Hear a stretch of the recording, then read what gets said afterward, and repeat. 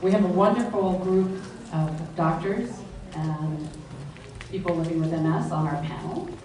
You should have, in your seats, you should have a list of everyone in their files. There's also questionnaires in your seats. If you have a question for any of the doctors or any of the panelists, please fill that out and we'll get that question up to the front. But without any further ado, I would love to introduce to you our wonderful David Osmond. He's got a little treat for us this morning.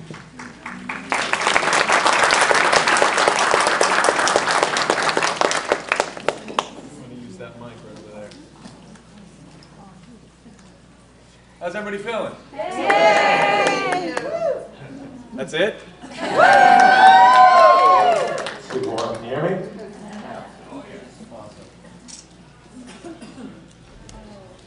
Who was able to make it last night to the gala? Yeah, what'd you think?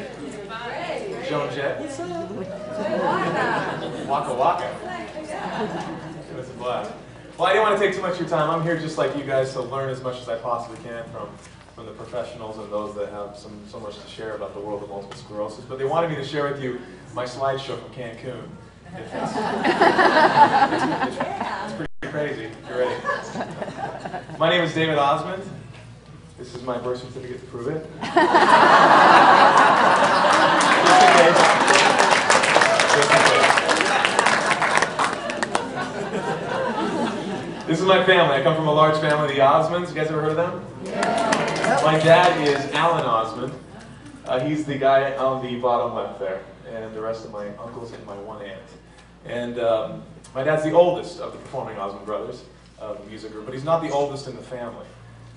They have two older brothers that never ever performed. Burl and Tom, top right and the two top right guys. And two oldest brothers never performed. The reason they never performed is they were born deaf, hard of hearing. And my grandma, after having two children, was told not to have any more because they'd all be born deaf. And so she had 7 more children. And they all became singers. And began to multiply like rabbits.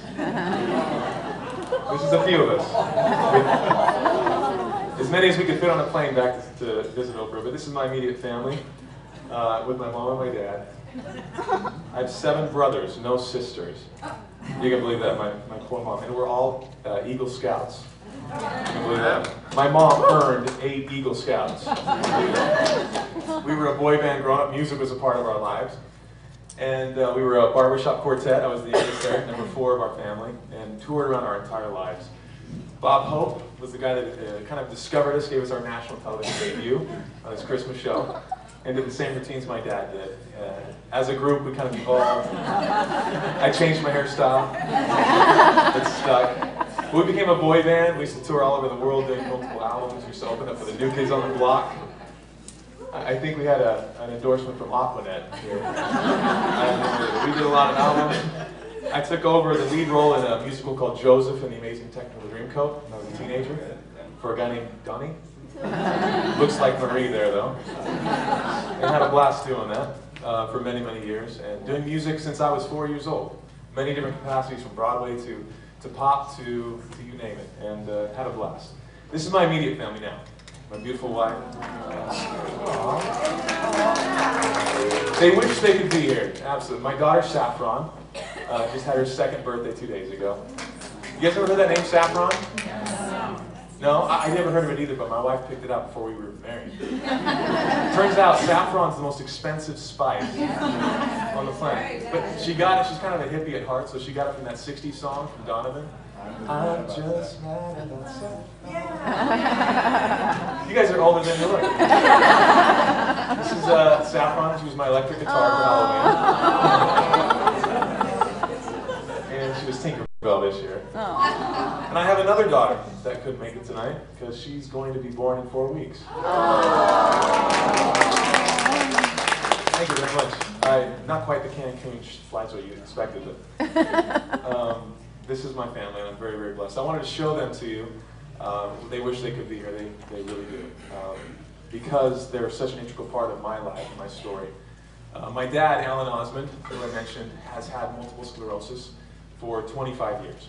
And ultimately, took him off the stage, where he was no longer able to be up there and to play his instruments, to sing, to do his dance moves, and it became very difficult. And ever since I was a kid, I've only known my dad pretty much to have this thing called MS. And it was hard to see such a dramatic impact in his life, where he had to give up the thing he loved the most, the thing he did since he was 4 years old. And, but my dad is a very tough guy, very, very strong, very strong-willed, and has this uber-optimistic attitude that is just permeating. And as a kid growing up in that environment, it was priceless. I learned something from my dad that all of us share, regardless of if it's MS, or if it's cancer, or if it's financial problems, or addiction, or whatever the case is. In this life, we have hardship, we have pain. It comes to all of us at different degrees and different intensities. And I've learned that pain is inevitable. But because of my dad and some amazing examples, many of which are on this panel today, I've learned that despite the fact that pain is inevitable, suffering is truly optional. There's always two choices in everything we do, everything we have to experience. My dad is one of those guys that chooses that which brings him closer to God, brings him to a happier place, something that he's able to overcome and not focus on his disability, but on his abilities, what he still can do. He speaks a lot in acronyms. I wanted to share something that he says to me a lot. He says, life is tough. So are you.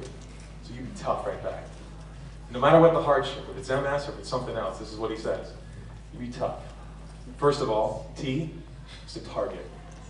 Have a target in front of you and see what it is that's troubling you. Whatever that might be, you need to see it. The U is to understand.